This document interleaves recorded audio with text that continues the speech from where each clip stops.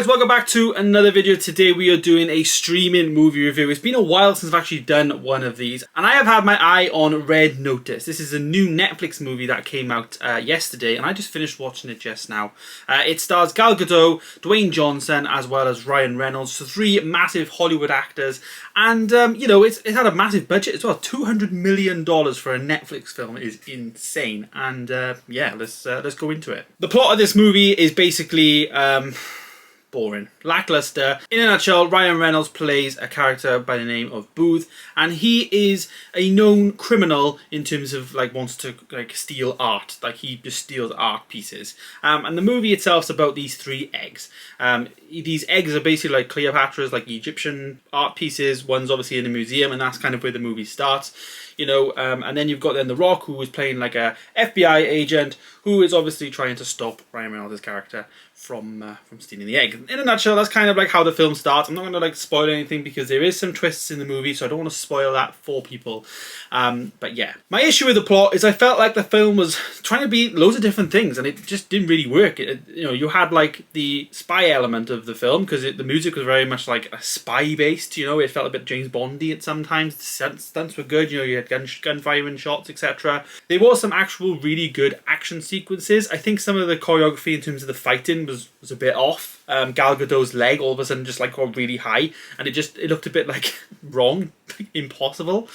So some of the action sequencing, I think some of the choreography could have been a little bit better for me. It wasn't like as high standards that we've seen for other Hollywood movies. But yeah, the plot for me has some really different, it's trying to be loads of different films. You had like the spy element, you had like a bit of like the adventure style stuff of like, it could have been like Indiana Jones or something like Jungle Cruise, you know, it had some elements of that to it. And as I said, you know, like the Indiana Jones, like the archaeological side, the National Treasure type film, it had like a lot of that. So it was trying to be loads of different things, as well as then the police obviously on their tail as well, the FBI. So having the crime element, it just seemed to be a bit like loads of different genres in one film, and it didn't really make sense. Like, believe it or not, like I mentioned Egypt just now, and Hitler gets mentioned, and German and Nazis. So you can tell like the differences in the plot and how it all just, it's a bit of a mismatch. That being said though, the star performer for this movie I think was actually Gal Gadot. I thought she was brilliant. I think she played like a really, really interesting character. Ryan Reynolds' character was fun, but you know, he plays the same character in every movie he's basically in. He's always playing this fun, he's obviously putting the comedic aspect into the movie, and his comedy actually does work for this film. There were some really like, you know, chuckles and laughs that I had in the film, and you know, I would say his performance was great as well. The Rock, however, I felt could have been a little bit better. He's starting to be a bit stale for me, The Rock. I'm not sure, like, you know, Jungle Cruise, I felt like he was okay, but in this one I felt like he was worse than Jungle Cruise. He wasn't as exciting, and then there's obviously twists at the end, which you know, didn't really shock me like they should have, but they didn't, because the film was just all over the place in my opinion.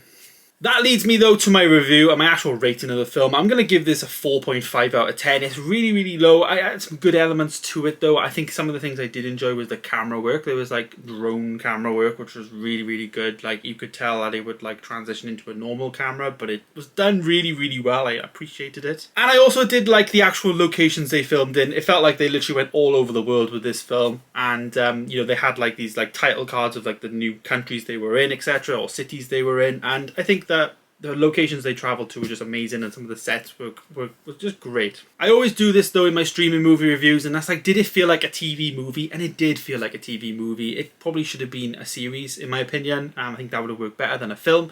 But they have set this up for a second one, so we're very much probably going to get a second one. But who knows in terms of how it's being received. I don't think so. For me anyway, 4.5 out of 10. Unfortunate, as I say, I was really looking forward to this because I liked all the characters and the cast that were in the movie, and it just didn't live up to what I actually hoped it would be. When I was thinking about it last night, I thought this is going to be hopefully really good. In terms of like my best film I've watched on Netflix recently is Army of the Dead. Like that was much better than this was, and it's unfortunate, but it is one of those things. Red Notice, if you don't get a chance to see it, you're not going to miss much, but if you do, you'll be entertained for, you know, an average movie, I guess. So there you go. Thank you guys so much for watching my review of Red Notice. Let me know your thoughts down below. Have you seen it? What are your thoughts? Let me know. Of course, don't forget to subscribe, and I will see you in the next one. Goodbye.